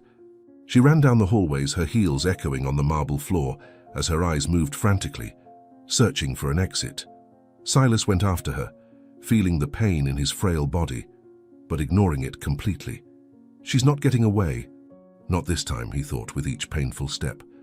Grace entered the backyard of the house, and for a brief second Silas lost sight of her. He ran towards the glass door, opening it forcefully and seeing her hiding behind one of the large bushes surrounding the pool area. You're not getting away, Grace. I already know everything, she panted, her eyes wide with panic as she tried to find an escape route. The once controlled and calculating face was now disfigured by fear. "You shouldn't be here. How did you get out of the hospital so fast?" she shouted, trying to disguise the desperation that overflowed in her voice. Silas approached slowly, feeling the pain in his chest increase with each step. "I heard everything, Grace. You planned to take my life. And you were about to run away with all my money. Why? I never did you any harm. I always gave you everything you wanted. But you always wanted more, didn't you? All you wanted was the money." His voice, even broken by the effort, was full of furious indignation. Grace took a step back, stumbling slightly on a rock. Her gaze moved quickly in all directions, as if searching for an invisible exit. "No, it's not what you think, Silas. I did this for us, for our safety." She tried to justify, but the hesitation in her voice betrayed her. She knew she was cornered. Silas shook his head in disbelief. "For us? You were plotting my death, Grace. I heard everything, and now the police are on their way. You have nowhere to run." He took another step forward, but stopped when he saw she was close to a small fence separating the garden from the outside of the mansion. Grace's desperation increased. She looked at the fence and then at Silas, her mind clearly calculating the chances of escape. "I'm not going to let you arrest me. I deserve this fortune. I've worked hard for it. You never gave me the recognition I deserved," she shouted, her voice trembling. Before Silas could respond, Grace made a sudden move and ran towards the fence, trying to climb it. Silas ran after her, but the fatigue and pain in his body slowed him down. He saw her climb awkwardly but determined to escape. "Stop, Grace. There's no point in running away. The police will find you." Grace managed to get over the top of the fence and fell on the other side, rolling on the ground. Her clothes were dirty, and her hair, once immaculate, was now disheveled. But she kept running, desperate to find an escape route. Silas, panting, reached the fence and looked over to the other side, watching her disappear between the tall bushes surrounding the property. "I won't let her escape. Not after everything," thought Silas, even though his body was exhausted. He knew the police were on their way, but feared that Grace might manage to hide before they arrived. With effort, he began to climb the fence, feeling the pain intensify with every movement. His muscles protested, but he refused to give up. Upon reaching the other side, Silas fell to the ground with a dull thud. He tried to get up quickly, but his body didn't cooperate. Grace was already far away, and he knew it would be difficult to catch up to her. "I need to keep going. I can't stop now," he thought, trying to stay focused. The sounds of police sirens began to echo in the distance, and Silas knew it wouldn't be long before the patrol cars arrived. But he also knew Grace wouldn't make things easy. She was smart and knew the surroundings well. She must have an escape plan. She's always one step ahead in everything. With difficulty, Silas got up and began to follow Grace's tracks through the mansion's gardens. Each step was a monumental effort, and the cold air seemed to cut his skin. But he couldn't give up now. This has to end today. When he saw her again, running towards a side gate that led to the road, Silas shouted with all his might, "Grace!" "It's over. There's no point in running." She stopped for a second, turning to face him. The look on her face was a mixture of desperation and anger, as if she knew the end was near, but still refused to accept it. Silas continued watching Grace, his eyes fixed on her as he tried to catch his breath. She was a few meters away, her breathing as labored as his. For a brief moment, he believed she had finally accepted that escape was impossible. The police sirens were already echoing in the distance, getting closer and closer, a signal of the inevitable end. He knew there was nowhere for her to run, that Grace was cornered. "It's over, Grace. You can't run anymore," he shouted, his voice hoarse from exhaustion and anger. Grace, her face contorted with rage and desperation, looked at Silas with fiery eyes. She hesitated for a second, her trembling hands resting on the gate as if trying to decide her next move. "You've always been naive, Silas," she shouted back, with a bitter smile. "You think the police will catch me? You think it will all end like this? I always have a plan, and you, as always, are one step behind." Silas approached, even feeling his body protest with every step. "You can't run from everything, Grace. Not this time. The truth is on my side, and now I know who you really are. There's nowhere else to run." He stared at her, trying to understand what she was planning, but Grace seemed to already have an answer ready, even in the midst of panic. Grace laughed, a harsh and almost insane sound, as if the situation was a big joke to her. The truth? Who cares about the truth? Money buys everything, Silas, including second chances. She turned, looking at the gate as if it were the key to her freedom. I always find a way, she muttered to herself, before raising her gaze towards the deserted road on the other side. With a quick and surprising motion, Grace found a gap to escape. Silas advanced, trying to reach her, but his weak legs failed. He fell to his knees, panting. "No, you're not going to escape," he shouted, his voice filled with frustration. However, Grace was already a good distance away from him. "You're pathetic, Silas. You've always been weak, that's why you'll never be able to stop me," she shouted, and with one last laugh, she ran even further.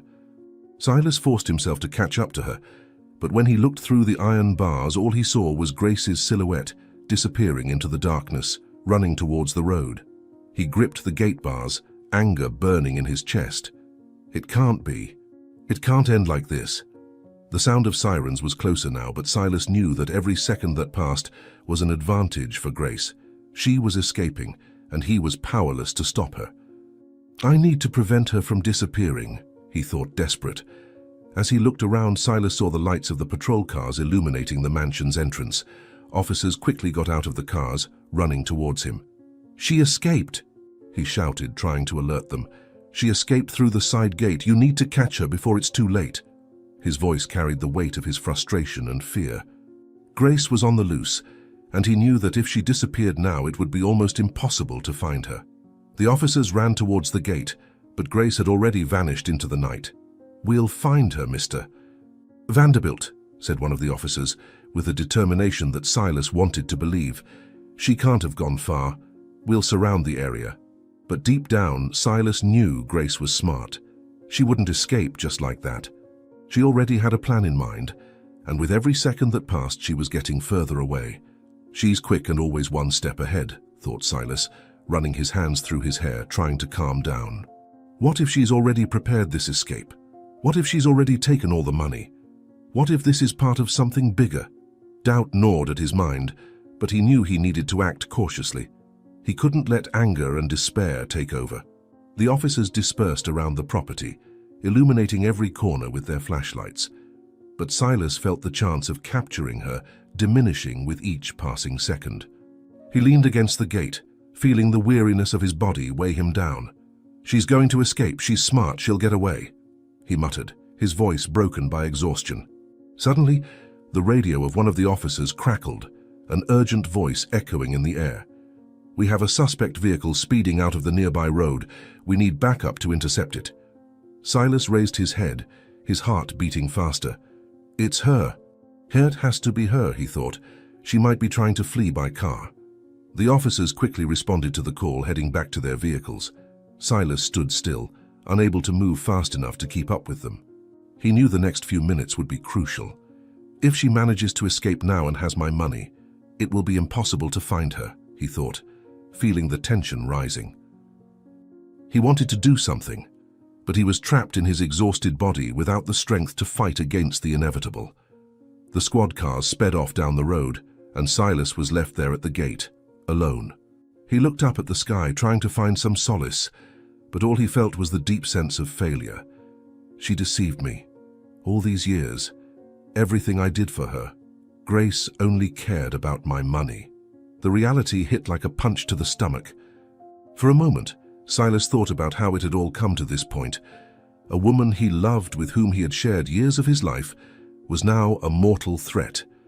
How did I not see this before? How did I not realize what she was planning? He asked himself, trying to find answers that would console him, but all he found was a crushing emptiness. As he waited for news from the police, Silas felt a mix of anger and sadness building up in his chest. She can't run forever, he told himself, trying to hold on to the little hope that remained. Sooner or later she'll make a mistake, and when that happens, I'll be ready. A nearby officer's radio crackled again, and Silas held his breath, hoping for good news. The suspect vehicle has entered a dirt road. We are in pursuit, but the driver is maneuvering aggressively, requesting backup. Silas felt a glimmer of hope ignite. If they surround her, there's still a chance. But time seemed to drag on too slowly. Every second without news was torture. Silas paced back and forth, his gaze lost in the darkness surrounding the mansion. She's always been good at disappearing when she needed to, but this time, I can't let her win. Finally, after what seemed like an eternity, the sound of an approaching car caught Silas's attention. He turned to see one of the officers returning. The cop stepped out of the car, a serious expression on his face, and Silas knew even before asking, "She got away, didn't she?" The officer paused before answering. "The car entered an isolated area of the dirt road and we lost the trail. Teams are trying to track it, but for now she managed to disappear." The words hit Silas like a rock. He felt his legs weaken, and he had to lean against the gate to keep from falling. "I knew she was always one step ahead, but I never imagined she could slip away like this." The disappointment was crushing. Grace was free, and now he didn't know how long it would take to find her again. The officer approached, his face etched with empathy. "We'll keep searching, Mr. Vanderbilt, but it's going to be harder now. She knows the area well. We won't give up, but we need time." Silas nodded wordlessly. All he could do now was wait. Wait for the police to find a clue, for Grace to make a mistake. But deep down, he knew this was a meticulous woman. She had planned everything, and he didn't doubt that the escape was part of her plans too. Lyra looked out the small window of the cell, trying to find some solace in the morning light that was beginning to emerge. The sounds of the police station around her constantly reminded her of where she was, but her mind was elsewhere. She thought of Silas, wondering if he would be okay, if he had survived that night. Did he wake up? Is he better? The uncertainty was a constant weight on her chest, and she didn't know how much longer she could endure the weight to know if Silas was all right. Then, with the creak of the door, an officer entered the cell. He didn't seem as hostile as before, which made her raise her gaze with a flicker of hope. "Girl," he said bluntly, "you're free to go. Mr. Vanderbilt called the police yesterday and confirmed your story." Lyra blinked, incredulous for a moment before the reality hit her. He survived?" Her voice was weak, filled with disbelief. The officer gave a brief nod, though he wasn't interested in going into details. "Yes, he's alive. And he confirmed that you tried to help him. You can leave now." He unlocked the cell and stepped back, leaving the door open. Lyra stood there for a moment, absorbing the news. Silas had survived, and more than that, he had told the truth. The feeling of relief was overwhelming, and for a moment she nearly collapsed from exhaustion. As she stood up, she felt her legs trembling. She hadn't slept properly or eaten anything since she had been arrested. The emptiness in her stomach was now accompanied by a mix of anxiety and relief. "I'm free, finally," she thought, with a hint of a smile. But at the same time, reality sank back in. She was still out on the streets alone, and now she needed to find a way to survive. As she left the cell and crossed the corridors of the police station, Lyra passed by other officers who barely looked at her. They no longer saw her as a threat or someone important. She was just another poor child, someone who didn't matter in the grand scheme of things. "I've become invisible to them again, as always," she thought as she crossed the main door of the police station and felt the cold morning wind hit her face. Outside, the city streets seemed the same as ever. The movement was starting to grow as the day progressed, but Lyra felt isolated in the midst of the crowd. She pulled the tattered coat around herself, trying to warm up while her eyes searched for somewhere she could go. "I need to eat. Anything," she thought as her stomach growled with hunger. She began to walk aimlessly as she always did, letting her thoughts wander. The city was immense, and people passed by her without paying attention. She knew she would become that invisible girl again, struggling to survive, but something within her had changed. Silas had told the truth, and that made her feel less alone in the world, even though he was far away. "I helped him. And he helped me too," she thought, as she followed along the sidewalks. Hours passed and Lyra felt the weariness weighing on her body. Hunger was a constant, and each step she took seemed more difficult. Her mind turned to the Sterling restaurant. "There's always the best leftovers there. I can find food there." The thought was desperate, but there were no other options. She decided to go to the restaurant, hoping that with a little luck she could find something to sustain her for another day. The path to the Sterling was long, and every corner she turned seemed colder than the last. When she finally got near the restaurant, memories of the last time she had been there invaded her. She remembered the disdain with which she had been treated, the cruel words she had heard. They can't see me near the trash cans, she thought, feeling her stomach contract in anticipation. But hunger was stronger than fear. I just need to try. Find something to eat. She crouched down near one of the trash cans and began to rummage through it, looking for anything she could eat. A piece of bread, perhaps. I just need a little to survive the day, she muttered to herself as she continued her search. The smell of spoiled food no longer bothered her. It was part of her reality now. But at the very moment she was about to find something, a noise behind her made her freeze. Slow and deliberate footsteps, as if someone were approaching on purpose but in no hurry. Lyra felt her body tense up and her heart began to race. Someone saw me. I shouldn't have come, she thought, fear growing inside her. She turned slowly, and her eyes widened as she saw Grace. The woman was there, standing a few meters away, dressed in black and with a sharp gaze, like a predator who had just found her prey. There was an expression of pure rage on her face, but also something more. Revenge. Lyra instinctively took a step back, but there was nowhere to run. You shouldn't be here, Lyra whispered, her voice failing with fear. Grace laughed, a cold and calculated sound that echoed through the alley. You really thought you'd get away with all this unscathed, girl? That your pathetic attempt to save Silas wouldn't have consequences? I heard you tell the police officers at the hospital that you always came here to look for leftovers. I knew it was only a matter of time until I found you. She approached slowly, her eyes gleaming with hatred. I'm going to teach you that no one, absolutely no one, messes with my plans.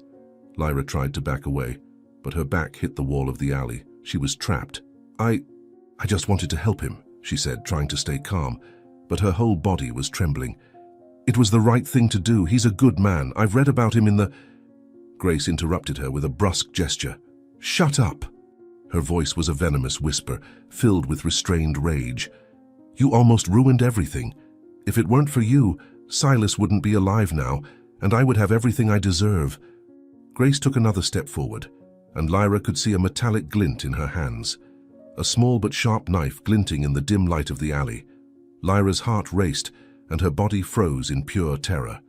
She's going to try to take my life too, she thought, fear taking over her thoughts.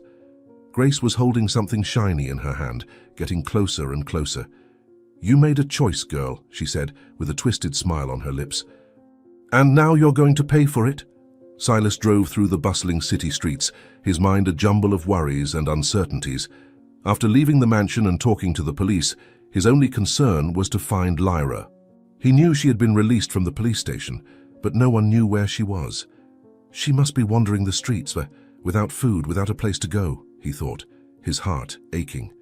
He felt an immense responsibility for that girl, who risked everything to save him, and now seemed to be at the mercy of the cruel world to which she had never belonged. As he drove, his mind returned to the moment when it all began, the Sterling restaurant. It was there that Lyra had warned him, had tried to prevent something worse from happening. Maybe she went back there, he thought. It was a distant possibility, but he knew that Lyra, starving and desperate, might have tried to return to the place where she had found food before. Without hesitation, Silas decided to drive to the restaurant, hoping his instincts were right. Traffic was slow and every second seemed to drag like torture. Guilt weighed on him like a mountain. She risked everything for me, and I still haven't really been able to help her. He accelerated as much as he could, feeling the tension growing in his chest. He needed to find her. He needed to make sure she was safe. When he finally got close to the Sterling, he hastily parked the car. His heart was pounding as he got out and ran toward the back of the restaurant, where he knew Lyra usually looked for food. Please, let me find her and be able to repay her for everything she's done for me, he thought, anxiety gnawing at him. The muffled sound of voices in the alley made him stop suddenly. He approached slowly, trying to understand what was happening. It was then that he heard a scream, the sound of a child's pure terror that made Silas's blood run cold. Without a second thought, he ran towards the scream, feeling fear and adrenaline take over his body. It could be the girl who saved me. She could be in danger. I need to stop someone from harming her, he thought. As he turned the corner of the alley, Silas froze at the sight before him. Grace was a few meters away from Lyra, holding a shiny object her gaze full of hatred. Lyra was cornered against the wall, her eyes wide with terror. "Grace, stop!" Silas shouted, his voice hoarse with anger and despair. He knew he had no time to waste. Grace turned to him, a venomous smile on her lips. "Ah, Silas, you always show up at the most inconvenient moments, don't you?" She raised the knife, pointing it at Lyra. "I should have finished you off when I had the chance. Now I'll finish what I started." Silas's heart seemed to beat in his throat. He knew Grace was willing to do anything, and that Lyra was defenseless. He needed to act quickly, but any wrong move could be fatal for Lyra. "Grace, please, you don't need to do this," he said, trying to buy time. "Enough is enough. Don't hurt this girl. She did nothing to deserve this. She's just an innocent child. She doesn't deserve any of this." Grace laughed, a harsh sound that reverberated against the alley walls. "You think this is about what she deserves, Silas? She ruined my plans. I'm not going to let her get away after everything she's done." She took another step forward, holding the knife firmly.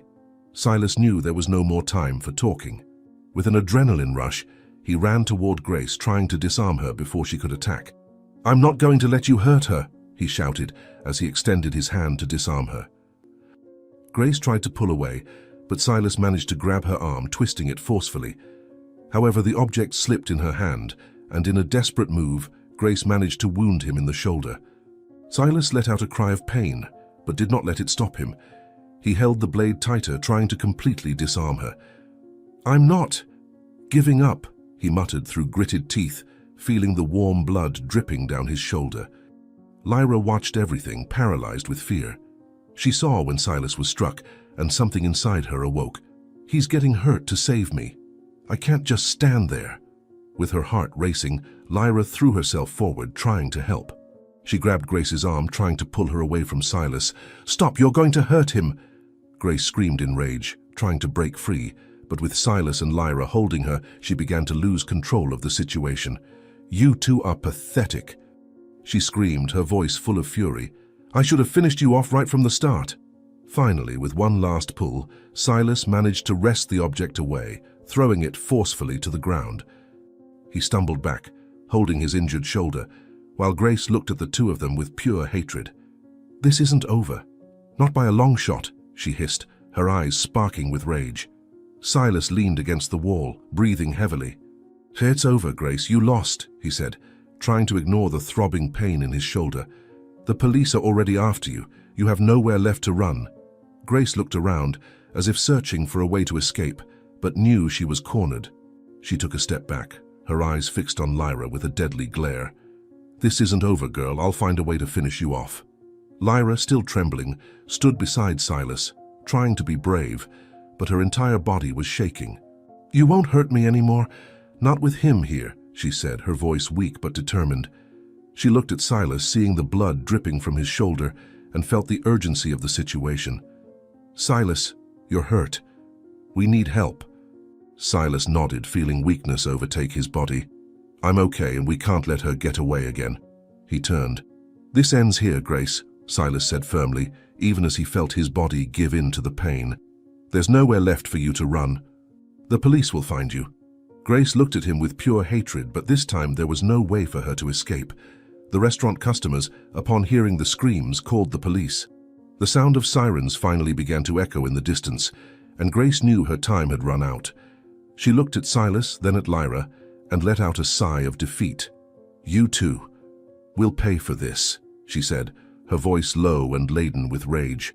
The officers arrived in the alley, quickly handcuffing Grace, who did not resist, but kept her gaze fixed on Silas and Lyra, promising revenge with the deadly silence of her eyes. As she was led away, Lyra ran to Silas, who could barely stand. "Silas, you need a doctor. The cut is deep." Silas smiled faintly, even with the evident pain on his face. "I'll be okay. You're safe. And that's what matters," he said, before closing his eyes for a brief moment, exhausted. Minutes later, the muffled sound of sirens began to fade, as Grace was taken away by the police, leaving Silas and Lyra in the alley in a tense silence. Silas was injured, but his greatest concern was Lyra. He looked at the girl, who, even pale and trembling, was by his side, holding him with a firmness that belied her fragility. "You did it, Lyra. You saved my life more than once," Silas said with a weak smile, trying to downplay the evident pain. Lyra shook her head, still in shock from what had happened. "I just wanted to help, Silas. I couldn't let her hurt you, but now you need a doctor. You need help," she said, her voice faltering but full of urgency. "Please, Silas, you need to be strong. You've done so much for me." Silas nodded, even though he felt his strength was ebbing away. "I'll be fine, I promise." He tried to smile, but the pain made the gesture an effort. With the help of the paramedics, Silas was placed on a stretcher and taken to the ambulance. Lyra accompanied him closely, refusing to leave his side. She knew her presence was important now, just as his had been for her.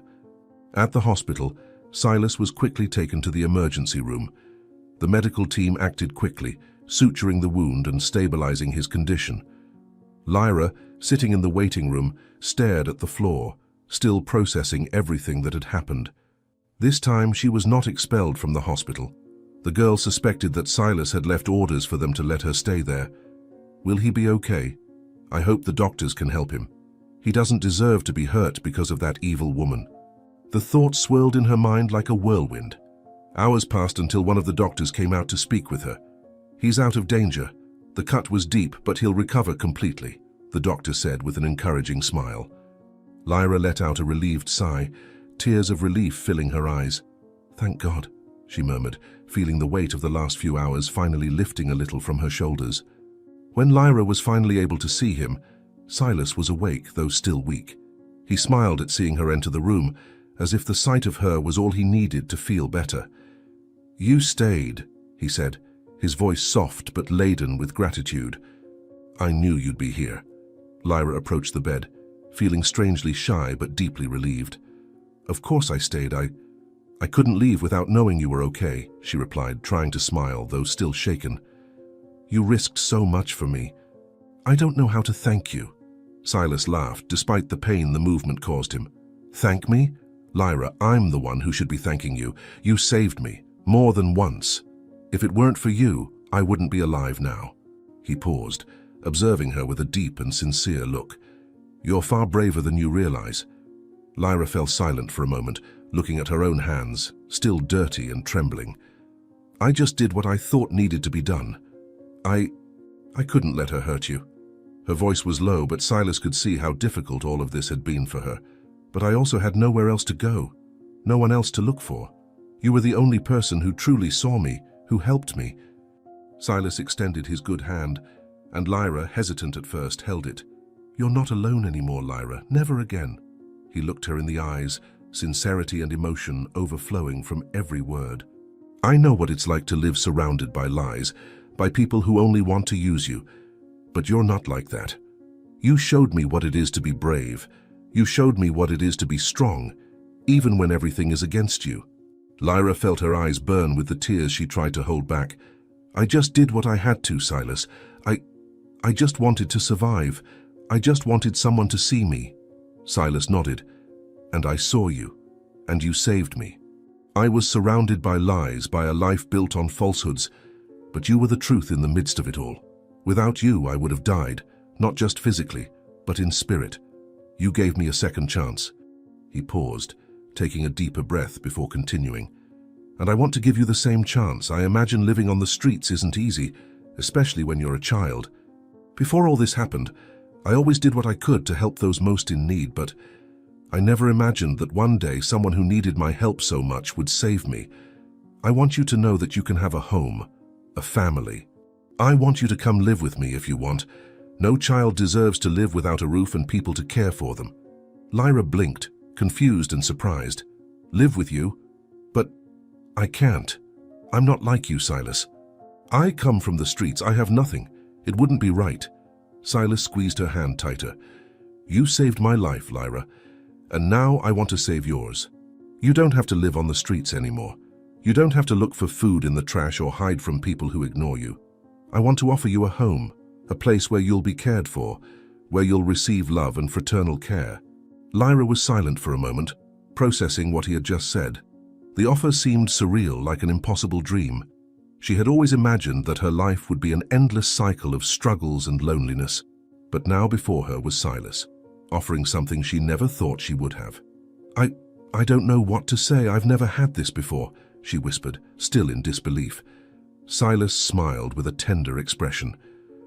"I know it's hard to believe, but I want to be the family you never had.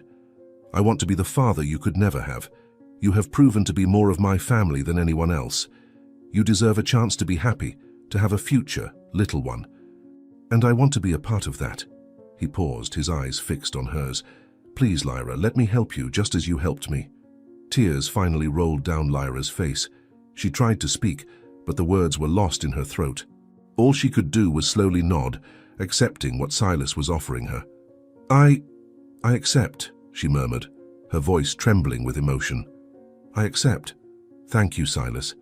Thank you for giving me a chance. A new life." Silas felt a wave of relief and happiness flood his heart. "I will always be here for you, Lyra. Always." He closed his eyes for a moment, letting the weariness and emotion take over, but with a peaceful heart. "We will build something together. A new life for both of us."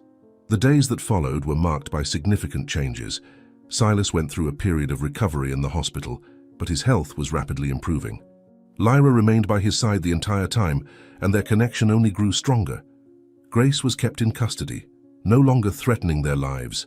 The cycle of pain and lies she had caused was finally broken. After Silas's discharge, he took Lyra to his home, not as a guest but as part of his new family. The mansion that was once cold and filled with dark secrets now began to have a new energy, with Lyra's presence bringing life and renewal. The young woman who once had no one now had Silas, someone who promised to take care of her and give her the opportunity to have a decent life. As they adjusted to their new routine, Silas and Lyra talked at length about their past lives and the challenges they had both faced. "I never thought I would find someone like you," Silas said one day as they walked through the house's garden. "You showed me that life can be much more than wealth and status." Lyra smiled, still shy but full of gratitude. "And you showed me that there is kindness in the world, Father, that I can be someone, that I deserve to be loved." She looked at him with eyes full of admiration. "You are the father I always dreamed of having, and I'm so grateful for that." Silas laughed, but with tears in his eyes. "I promise, Lyra, I will never leave you alone. You are my daughter now, and you will receive the best I can provide. You will always have me to look after you." And so, what began with pain, betrayal, and lies transformed into a story of redemption, love, and new beginnings. Grace, who had caused so much suffering, was now imprisoned, unable to interfere in Silas and Lyra's lives again. The dark past, which once seemed inescapable, was left behind, and over time, the wounds Grace had caused began to heal. Her imprisonment brought not only justice, but also closure, allowing Silas and Lyra to move forward without fear of her pursuing them again. Silas and Lyra, united by bonds stronger than any blood, began to build a new life together. The void they both felt before meeting each other, marked by loneliness and despair, was filled with love, trust, and a sense of belonging they had found in each other. Lyra, who once wandered the streets aimlessly and without hope, now had a home, a family, and a future. Silas, in turn, found a new reason to live, discovering that the true value of life lay in human connections and the unconditional love he now offered to the young woman who had saved his life. The future, which once seemed bleak and uncertain, now shone with promises of happiness and accomplishments. Together, they would face any challenges that arose, knowing that as long as they were united, they could overcome any obstacle. The love that arose between Silas and Lyra, like a spark amidst the darkness, transformed into a constant flame that would light their path, leading them to a destiny of peace and hope. They both knew that finally, they were on their way to a happy and fulfilling life. If you enjoyed this story, we invite you to like this video and subscribe to our channel. Your support motivates us to keep bringing exciting stories almost every day. Don't miss the next surprising narrative that is about to appear on your screen. We are immensely grateful to have you here with us. Now you can click on the links appearing on the screen right now. We have a special selection just for you, filled with valuable stories and guaranteed entertainment. See you there.